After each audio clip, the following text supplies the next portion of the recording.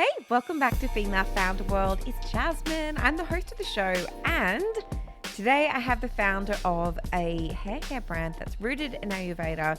Her name is Nikita and her brand is called Squigs. If you haven't heard of it, it's because this is a newer brand. She's been around for literally less than 6 months. But the reason why she's on the show is because I think it's super interesting to just do a check-in with the brand that is doing really cool things and is just a little bit earlier on. We have a lot of really established founders on the show, but sometimes I think it is good to chat with someone who is really in the thick of it, of really figuring out how to get traction and get this off the ground. But the one area of expertise that Nikita has that I really wanted to hone in on and that you're going to learn about today is getting PR coverage and press without a PR agency. And the reason why she is the best person to teach you how to do that is because she was a fashion editor for years. She was at Pop Sugar. She's worked and written for a bunch of different titles. And in the 5 months since she bootstrapped the launch of her haircare brand, she's managed to get coverage in Vogue, Allure, Byrdie, and more of those really top tier digital publications in the beauty space. She's also part of the Ulta Beauty Accelerator program. So we get into all of that because I feel like a lot of people know about the Sephora Accelerate program, but they didn't know that Ulta has its own because this is the first year that they're doing it. So we get a little bit of a behind the scenes into how you get into that program and what is involved. I think you're going to love this. There's some really tactical takeaways. If you're someone who's been wanting that press coverage, this is the episode for you. Before we jump in, I just also want to remind you about some upcoming online events that we have in our Female Founder World online community. At 6 p.m. Eastern Time on Thursday, October 27th, we have Fiona Kochan. She's the founder of Youthphoria. She's going to be jumping into our community, doing an AMA, answering all of your questions about growing a beauty brand. And the reason why this is super exciting is because the timing could not be better. Fiona just announced that Youthphoria has been picked up by Ulta. So she is in their physical stores. She's on Ulta.com and they've launched into Credo as well. So a really great time to kind of pick Fiona's brain and figure out how she managed to make that happen. That is not all the programming that we have in our community as well. We've also have Tiffany Ju, the founder of Chunks, coming in for an AMA. We've got Iris Smith, who is the founder of The Quick Flick, which is a multi-million-dollar Australian beauty brand. We do a Monday hour one productivity session coming up in November as well. It's all happening in the hub. Make sure that you're in there, that you've registered for those events. There will be recordings, but there's nothing quite like being able to ask an established founder how they built their business and to ask them those sticky questions that you just can't Google. So the link is in the show notes. I hope you guys love it. All right, let's get into the episode. You are now entering Female Founder World with your host, Jasmine Garnsworthy. Welcome to Female Founder World. Hi, so lovely to meet you. Thanks for having me. Of course, of course. I want to kick off by you just kind of introducing what you're building at Squigs for folks who aren't super familiar with what you're doing. Squigs is a fun and effective brand whose mission of happy head care was created to put you in a good mood. So I actually come from a background of a fashion and beauty editor, and I was inspired by traditional Indian hair oiling and DIY products that were honestly just a huge part of my childhood. And I really wanted to create a brand that was both fun and effective and created a fun space that was approachable and enjoyable for everyone to give it a shot. So if people went to your website now, what products would they find? What would the vibe be? Tell us a little more. Yeah, so our whole goal is basically to put you in a good mood. That's what I like to say, because actually Love it. the concept of Squigs, I like to say, also started from a good mood. And it was basically a consistent correlation of using beauty products that had effective, non-irritating ingredients and feeling happier. And I literally wanted to bottle it up, and that's how Squigs was born. And because of our mission of happy head care, which is our comprehensive approach for taking care of the skin on your face and your scalp, because both are equally as important, I decided that it was very important for us to come out with 2 hero products. So the first one is our Gooseberry Delight hair oil, which is actually based on what my great grandmother I had created. And I wanted to basically create a shelf stable version of it for everybody. And our second product is called the Double Shot Face Serum, which is a biphase face serum that's not only infused with amazing Ayurvedic extracts, but it has niacinamide, hyaluronic acid, and it's just super fun to watch like the naturally occurring colors separate again. So when you go to our site, you will see both of our hero products, a little bit about what's in them, and then also just fun color that's supposed to, brighten up your day a little bit. Yeah, so like I'm looking at the products now on your website. You have like really fun fonts, lots of bright, bold colors. It's very fun, Gen Z. Who is your target customer? Yeah, definitely. So our target customer, I would say, is the Gen Z community. We have a strong millennial base as well. And funnily enough, a lot of our customers range, especially for our hair oil and our face serum. So we have a lot of women and men ranging from like 30 to 50 also using both of the products, being like, hey, you know what? Like this actually helped me with postpartum hair loss, or I've been suffering a lot from like hair shedding because, stress during the pandemic, things like that. And I've gotten a lot of amazing customer feedback for both the hair oil and the face serum as well. I think what really resonated when I don't know, I found you guys probably on Instagram. Who knows? That's where I find everything, Instagram or TikTok. Yeah. And what really resonated is we have quite similar stories. I was a fashion editor at Pop Sugar in Sydney, and then I went on and started my own consumer beauty brand before I started Female Founder World. And so I think that a lot of your story just really resonates with me. And there is definitely something about coming to building a consumer brand from the experience of having that really strong editorial experience. What do you think are some of the benefits, or I guess just some of the superpowers that you had from your previous life as a full-time editor that you were able to bring to the brand?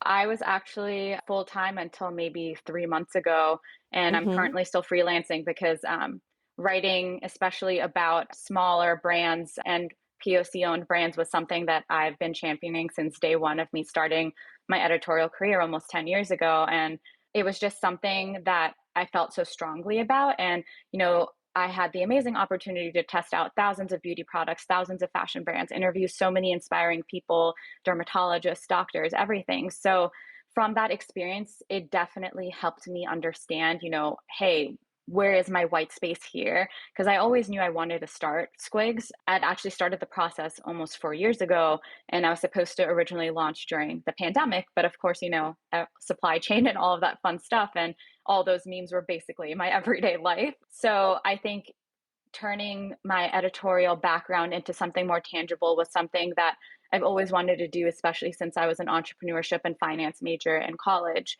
My father started his own business, seeing that from the ground up. And I think no matter what job you have, taking those like tangible things that you've learned from that and being able to maneuver it into what you're trying to go to is possible no matter what job you have. And I think that's something that I've learned along the way. And for me, being an editor and, interviewing all these awesome people, like learning about so many new ingredients, learning about ingredients I've used in my own life, from my heritage for so many years, and taking that together and like creating something that I want to be bigger than myself, Mm-hmm. is kind of my goal, with Squigs. And I think definitely being an editor helped me fine tune not only how I want to be talking to the consumer, but how I want the consumer to also view us. Yeah, I that totally resonates with me. I think that there's something that comes from just having that, and because you're so in it as well. I feel like you can see what is working from a storytelling perspective, like what stories are resonating with people. You just have that eye of like really clearly understanding like what brands are going to hit because you're constantly evaluating. Will people be interested in this pitch that this brand has just sent me? Is this going to resonate with our audience? And so you just know like what plays well online. And I think that that's just something that gets honed through years and years of working as an editor. For sure. Yeah. And I think also just being within the space, maybe you feel the same. You kind of get almost jaded by kind of seeing, so many things come out at the same time. And I'm the first to admit, Mm-hmm. like, yes, the market is so saturated. I know it firsthand. And I didn't honestly want to come out with something if I didn't feel like there was a white space for it. Yeah. And, I could have easily stopped, I think, when we were originally planning to launch in 2020 when I saw, so many other brands coming out at the same time. But I continued on because I still felt like, the mission that we're trying to hone in with Happy Head Care, with the ingredients that we're using being synthetic, dye and fragrance free, keeping clean ingredients to the forefront. I still felt like there wasn't a brand trying to create those products focused on, the head, basically, because, I was taught growing up that some of the ingredients that I've included in these products, not only can you use them for your face, but your scalp as well. And some of them also we eat. So it's very interesting that I think some consumers were finally starting to see the connection between the two. Like, hey, you should be taking care of your scalp the same way you're taking care of your face, and seeing that connection for sure. I think something that you said before was really interesting. I want to pick back up on it, and that's that you left your job 3 months ago. So this is something that I don't think enough early stage consumer brand builders and founders talk about, and that's most of us are working other jobs while we're doing this Oh, yeah. for a long time. And I think people would be really surprised about folks who are leading pretty big venture-backed companies are also taking on consulting gigs because they're not paying themselves a salary, or they're paying themselves a really low salary. And they're like, I don't want to take money out of the business, so what else can I do? And this happens for a really, really long time. And I think that a lot of founders view that as like some kind of failure, or I don't know, it's definitely something that's not really brought to the fore. Are you still doing consulting work and writing at the moment? Yeah, so I'm still freelancing. I'm obviously Mm-hmm. don't have as much time as I would like to, because, like I said, writing about smaller brands, especially women-owned POC brands, is something that really truly matters to me a lot. Because when I first entered, especially the fashion space 10 years ago, I was pretty much like the only brown girl at like every event, every fashion show, and it was a little bit not only intimidating, but it just kind of felt like sad. Like, hey, there's like no one here that Mm-hmm. looks like me. And that's why, whenever people would reach out to me like, hey, how'd you get, your foot in the door? I'm always the first to be like, let me help you in whatever way I can. Because if you don't treat others how you would like to be treated, I don't see the point in existing in this planet. That's just something that's been like ingrained in me since day one.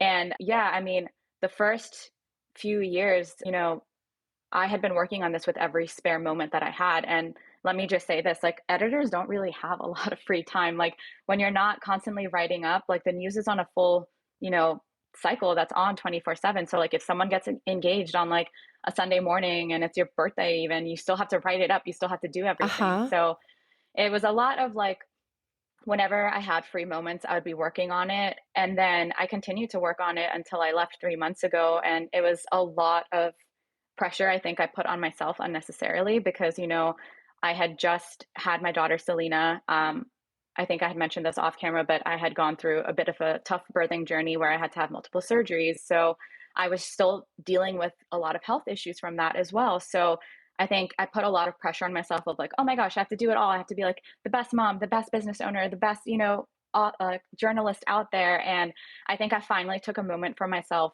And that was kind of when I was like, okay, I need to focus on Squigs full time. And obviously, I wouldn't have been able to do that without the support that I have. I'm the first to admit that if my husband didn't have a full time job, I wouldn't be able to do this at all. And Yeah. I can say that openly because it is hard to run a business. It's a lot of capital you put into it. This is my savings, and editors don't make a lot of money to begin with. So if Uh-huh. I didn't have the support of like my husband being like, hey, you want to work until 3 a.m., I'll take the baby in the morning, like you can finish what you have to do and then we can swap it off, and having that like awesome partner in life to help you with it, you can't do it. And that's why I'm just very, very fortunate that I have such a loving and caring family who not only backed me since day one of just being like, whatever you need to do, we'll be here to support you, to make you feel like you can be the best mom, the best business owner, the best whatever, even if it's just, picking up a phone call at 3 a.m. when you're having a freak out. So, yeah. Yeah, that network is super important. I want to talk about the funding. I've been there on that editor salary as well, and funding a consumer business on that, and being bootstrapped. Are you still fully bootstrapped now? Oh, yes, 100%. Amazing. Talk to me about that, because I'm looking at your website and your product, and it looks like a venture-backed beauty business. Like your photography, Oh, everything wow. is Thank you. beautiful, super premium. How did you manage to do that?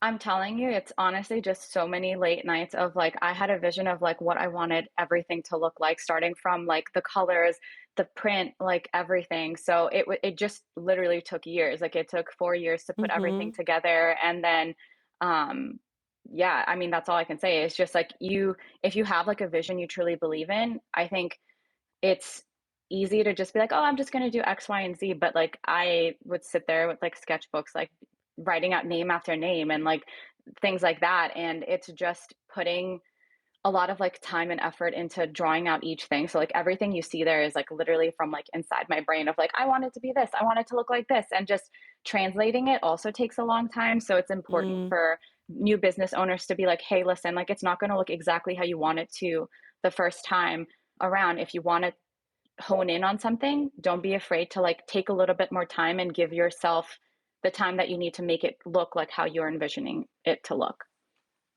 Are there any like agencies, freelancers, platforms, tools, anything that you have engaged to kind of like help you get this finished product that you would recommend to other founders?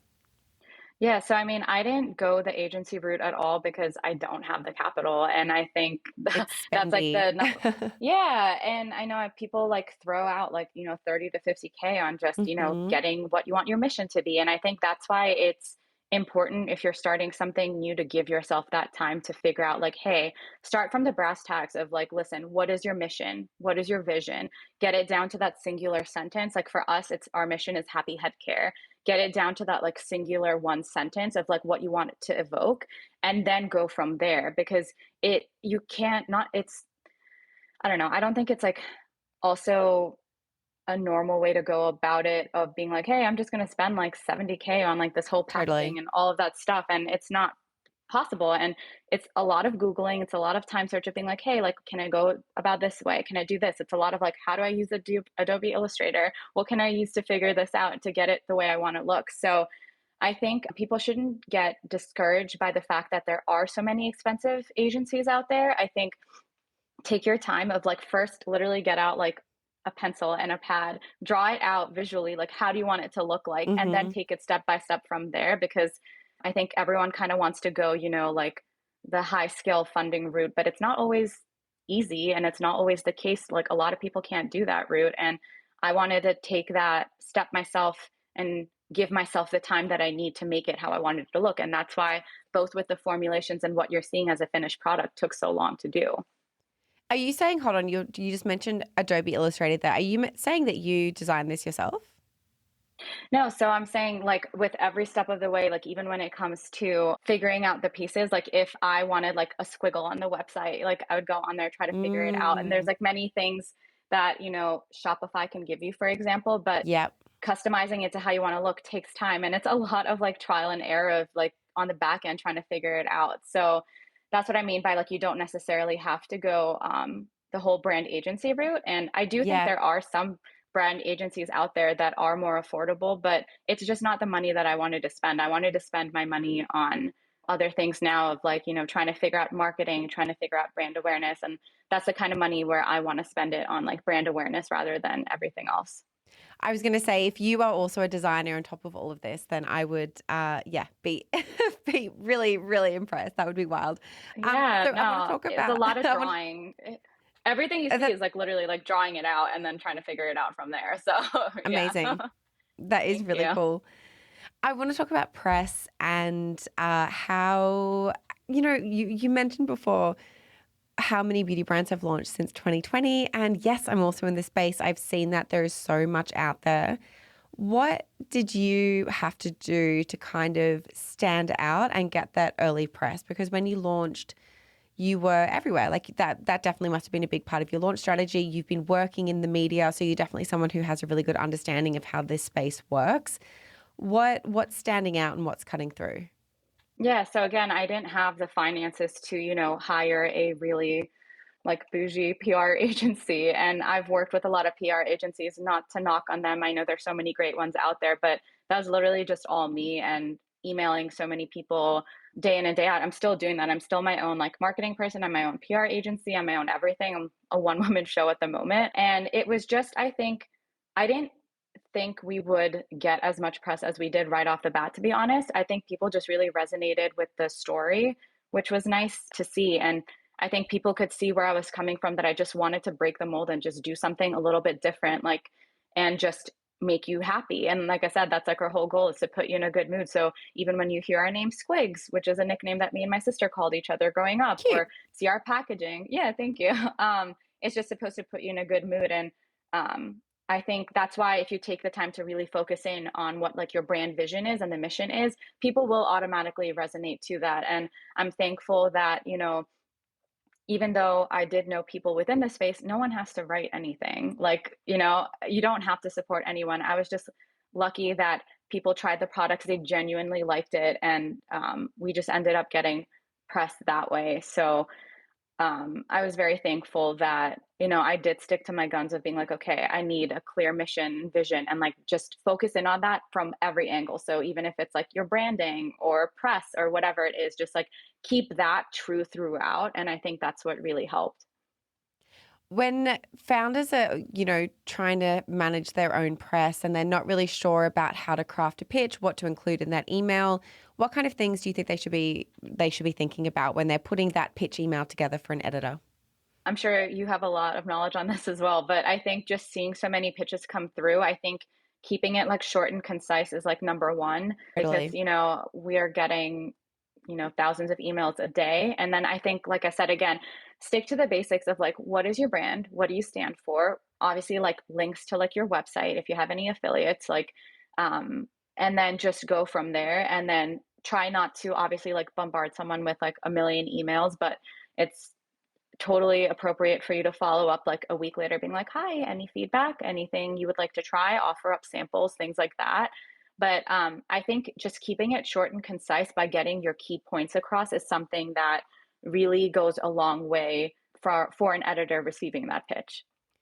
I think the other thing about, being short and concise and what we were just talking to before about visual identity and visual branding is that you can communicate so much through an image. And I think that if a brand pitches an editor, from being on the other side of this, being the editor, being the writer, someone pitches me and I click on the link and I can see the website and I can instantly see what they're about, that they're cool, that they're really thoughtful and about how they present themselves, and I can see who their audience is, then immediately I can like understand what they're about. And so I think that when you're thinking about your visual identity, it's not just about getting to the end customer. It's also about getting through all of those gatekeepers who are, the editors, the influencers, all of those people who you need to be excited about your brand to help you reach your end Mhm. customer as well. Yeah, exactly. And that's why I keep honing in on the fact that once you figure out that one sentence of what defines you, if you Mm-hmm. continually like push that through from everything from your like packaging all the way to the marketing aspect, consumers will understand it as well, because it's like we talked about earlier, it's such a saturated market. Sticking to your guns of like what you believe in and what you want the brand to stand for is something that matters a lot. And like for us, for example, with Happy Head Care, giving back to mental health charity at the end of the year is something that matters to me a lot, because how can I be preaching about, like taking care of like the skin on your face and your scalp if you're not taking care of your brain? Like, what's the whole point of this, right?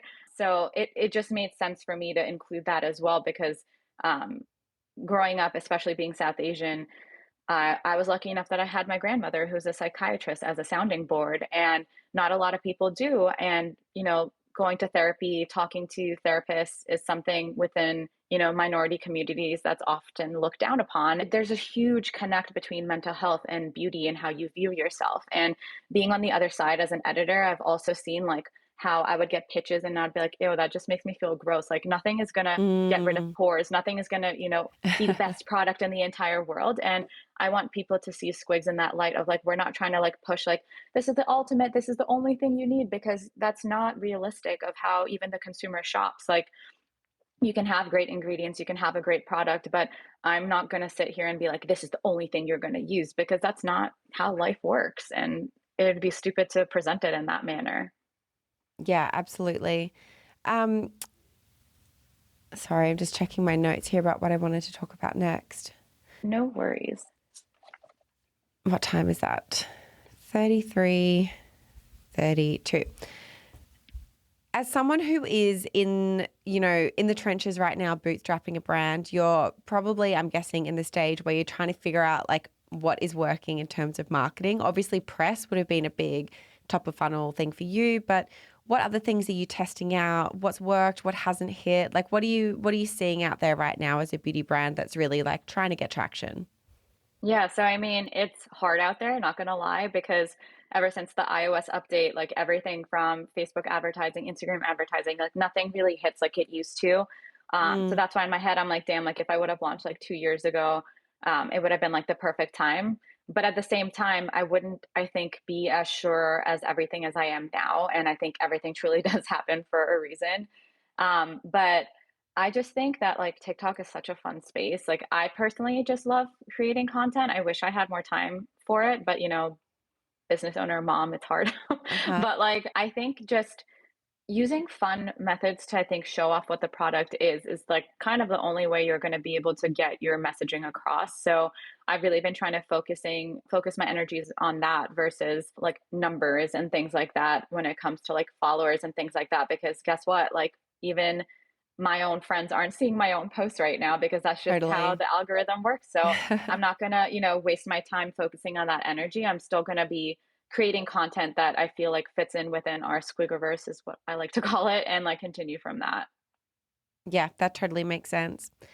So I want to talk about how your vision for Squigs has like evolved or changed. I know you're kind of like in this place, which I think is really interesting. I think when a brand launches, you have a really clear idea of who you are, what you stand for, and then you start getting feedback from the market and from your customers. And I'm wondering if after you launched, the way that you thought about the brand changed, that your messaging changed, like what that feedback was and how you took it on board. Yeah, I mean, interestingly enough, I haven't gotten any feedback on like major changes. I feel like because I spent so much time really focusing on what I wanted the brand to stand for and who I was marketing for, I think that's what really helped me stay consistent throughout. And I mean, we're only 6 months in, so who knows what's going to happen like a year down the line. But I think taking that extra time to really focus in on what I wanted to do with the brand really helped me in the long run. So maybe, those 2 extra years that I was like, oh, I should have done it then worked out for in my advantage, because I feel like a lot of the consumers who have been repeat buyers also for both of the products, it's just been so great to have people come back time and time again and just say like, hey, like, this face serum didn't break me out. Like, I'm shocked Mm-hmm. that it's actually like super cute but effective, which is like why it took us so long to formulate. And um, it was just really nice, I think, to get back that feedback that, hey, this is exactly what you're saying it's doing. It's what it's doing. Because I think a lot of time, people can kind of get carried away with marketing also. And you have to make sure that when you're saying a product is for all hair types, it is for all hair types. So that's why for our hair oil, for example, I made sure to have it in a reducer rather than a dropper, because, a lot of people with like coily and textured hair, they can't use droppers all the time. And I have thick hair and it would take me 500 years to kind of put it through my scalp and massage it. So I think it's really just thinking about it from like all angles. And thankfully enough that our consumers kind of got the mission from the start, which was really nice. Before we started recording, you were telling me that Squigs is part of the Ulta Beauty Accelerator program. I didn't even know that Ulta had a beauty accelerator program. Yeah. So this is all news to me, and I'm so curious about what that's all about. I know there's only so much you can say about this because it's not kind of public, super public at the moment. But how did you get involved? What are they kind of teaching you? What can you share about that program? Yeah, so I'm super excited because like we're the first and only South Asian inspired brand a part of the program, which was really cool.